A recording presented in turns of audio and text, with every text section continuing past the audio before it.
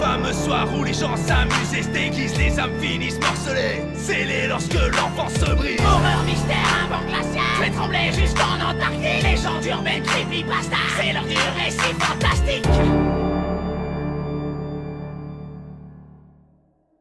Cette anecdote s'est déroulée dans un petit village de Normandie.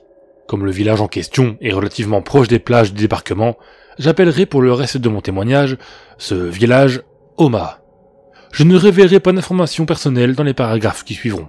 Non pas que j'encourt quelconque risque à dévoiler ces informations, mais dans le doute, je préfère conserver l'anonymat des personnes dont je parle. Dans le village d'Omaha, dans le Calvados, il y avait un vieux monsieur qui était connu pour sa réussite. Il était né dans une famille pauvre, la Seconde Guerre mondiale avait marqué son enfance, et sa famille était régulièrement frappée par des malheurs. Quand il eut atteint l'âge de 16 ans, cet homme se saisit de toute opportunité qui se présentait à lui, et travailla durement, année après année, pour nourrir sa famille. Ses efforts finirent par payer. Bien plus tard, ses enfants bénéficièrent d'une très bonne situation, et ne manquèrent de rien. Son histoire est évidemment plus compliquée que ça, mais pas besoin de la raconter dans les moindres détails. Disons simplement que, quand on entend le nom de cet homme, la première pensée qui nous vient à l'esprit est celle d'une personne courageuse, avec beaucoup de mérite, qui a tout construit de ses mains et inspire un profond respect. Cette belle histoire allait néanmoins connaître un dénouement étrange. Aujourd'hui encore, les amis de ce monsieur n'évoquent que rarement cette anecdote, de peur qu'elle ternisse son image en le dépeignant comme une personne folle. Après la mort de cet homme, ses enfants devaient se répartir son héritage, selon les termes stipulés dans son testament, écrit quelques mois avant son décès. Le contenu de ce testament n'a pas été rendu public, mais des individus indiscrets ont fait fuiter suffisamment d'informations pour se faire une idée de ce qui était écrit. Certains détails pourraient avoir été déformés par un effet de téléphone arabe. Dans un premier temps, le monsieur écrivait qu'il avait honte d'avoir rendu sa réussite visible. Lui, qui avait grandi dans l'humilité, il avait la sensation d'être devenu involontairement hautain, en osant porter quotidiennement des vêtements élégants, en osant rouler dans des belles voitures, et en ne cachant pas son goût pour les restaurants chics. Il s'excusait auprès de Dieu pour son manque de modestie. Ensuite, il aurait écrit ne vouloir léguer qu'une toute petite partie de sa richesse à ses enfants, et aurait demandé qu'on dilapide le reste, sinon la totalité du magot. Cette demande surprenante, le défunt l'explique en disant que, contrairement à ce qu'il avait laissé penser pendant des années, il n'a aucun mérite. Tout cet argent ne serait pas de l'argent sale, selon ses dires, mais de l'argent maudit. Dans les paragraphes qui suivent, les explications devinrent abracadabrantes. Alors qu'il avait 11 ans, et que 2 de ses frères étaient déjà morts à la naissance, il aurait contracté la tuberculose, dont il aurait dû mourir. Son père, très pieux, s'apitoyait sur le sort de sa famille, en se demandant pourquoi Dieu avait choisi de les punir de la sorte, tandis que sa mère, rendue folle de ne pas avoir trouvé de réconfort en Jésus, se serait tournée vers Satan. L'homme rapporte que, à cette période, sa mère n'adressait des prières qu'à Satan, et qu'elle avait scellé un pacte avec le diable pour que son fils survive à la maladie. Cela aurait débouché sur une guérison miraculeuse. Réalisant que le malin était d'une bien meilleure aide que le Christ, les parents de l'homme auraient sollicité le diable à plusieurs reprises, notamment pendant l'occupation. L'idée de faire un pacte avec le diable n'aura pas été totalement secrète, puisque très vite, les parents auraient persuadé d'autres familles d'Omaha de quérir l'aide de Satan pour leurs problèmes. Au fond d'eux, ils avaient l'impression de libérer les gens de l'imposture de la chrétienté. Mais un pacte implique une relation donnant-donnant, et tous ne respectent pas leur part du contrat. L'homme aurait écrit que ses parents donnaient quelque chose en retour, bien qu'il ne précise pas la chose en question, tandis que les autres habitants d'Omaha, qui avaient scellé un pacte avec le diable, étaient beaucoup plus égoïstes. Alors Satan se serait vengé en déclenchant un grand incendie, qui aurait coûté la vie à toutes les personnes n'ayant pas respecté l'accord. Ce grand incendie est réel. Je n'étais pas né, mais je sais qu'il a eu lieu. Tous les vieillards du village s'en souviennent très bien. C'est un événement qui est transmis de bouche à oreille depuis des décennies. Une vingtaine de personnes sont mortes dans les flammes, et d'après le testament, les victimes de l'incendie sont bien des individus n'ayant pas respecté leur contrat.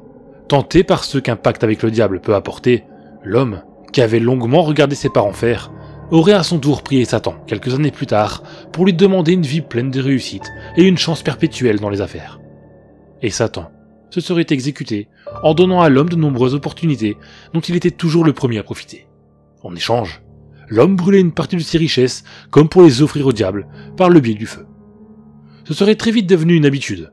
À chaque fois qu'il achetait de la nourriture, des vêtements, des jouets, Il en prenait un tout petit peu plus, et il allait brûler ce surplus quelque part, dans la rase campagne, tout près d'Omaha.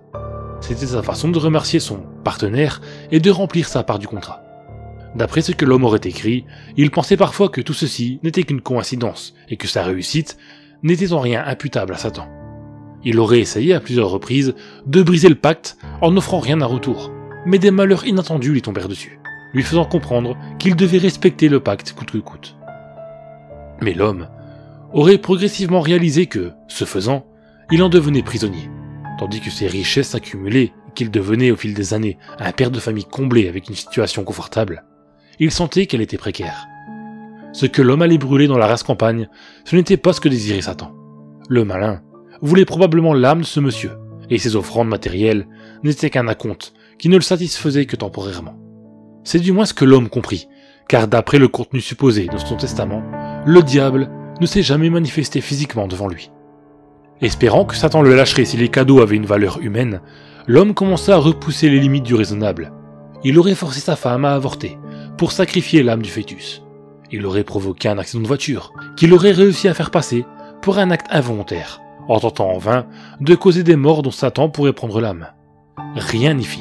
Quand il ne donnait pas une grosse part du gâteau à la bête, des malheurs lui tombaient dessus, signe que Satan en voulait, encore et toujours, son âme. La détresse de l'homme atteignait alors son paroxysme. Il pensait que s'il ne trouvait pas un moyen de rassasier Satan, son âme serait emportée en enfer. Cette obsession l'avait poussé à commettre des méfaits de plus en plus impardonnables. L'homme aurait finalement avoué, dans son testament, être à l'origine du meurtre d'une joggeuse dans la région dans les années 80.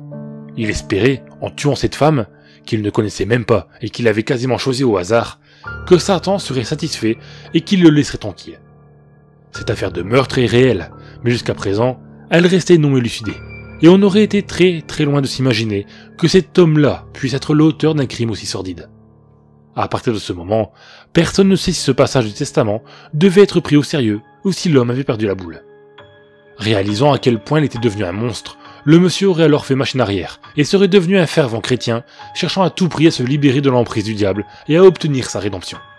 Dans son testament parsemé d'excuses envers Dieu, il répète constamment qu'il regrette d'avoir bâti toute sa vie en commerçant avec Satan, et dit vouloir se racheter à tout prix pour tout le mal qu'il a fait.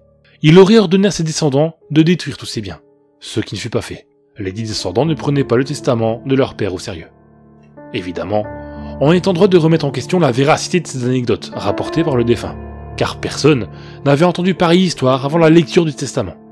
Les faits vérifiables auxquels le monsieur fait référence ont bien eu lieu, mais toute cette histoire autour de Satan paraît absurde, si bien qu'il n'est pas impossible que ce monsieur ait développé une forme de schizophrénie dans les dernières années de sa vie. Et pourtant, 3 éléments font penser qu'il y a une part de réel dans toute cette histoire. Premièrement, on a trouvé dans une plaine près d'Omaha une petite zone où l'herbe ne pousse plus. On jurerait que le gazon a été brûlé, mais le plus troublant, c'est la présence de résidus de billets partiellement brûlés à cet endroit précis. On peut penser que c'est là que l'homme sacrifiait une partie de ses biens à Satan. Deuxièmement, tous ceux qui fréquentaient l'homme s'accordent à dire qu'il avait l'air parfaitement lucide jusqu'à la fin de sa vie. On en viendrait même à penser que cette histoire de testament n'est qu'une blague de mauvais goût, de la part d'un homme à l'esprit décidément unique. Enfin, un dernier détail, et pas des moindres. Il y a quelques années, un long moment après la mort de cet homme, lors d'une réunion de famille entre ses descendants, un incendie s'est déclaré dans la salle des fêtes, où avait lieu le repas. L'incendie a fait 4 morts. Les 4 enfants du monsieur, les mêmes, qui avaient refusé de se débarrasser des biens de leur père. Un peu comme si le diable était venu réclamer ses dettes. Il n'y a pas de morale à cette histoire, et je ne sais pas quoi en penser. Juste que ce petit testament, écrit par un homme quelque part dans un petit village normand, est peut-être une preuve qu'il ne faut pas trop badiner avec le diable.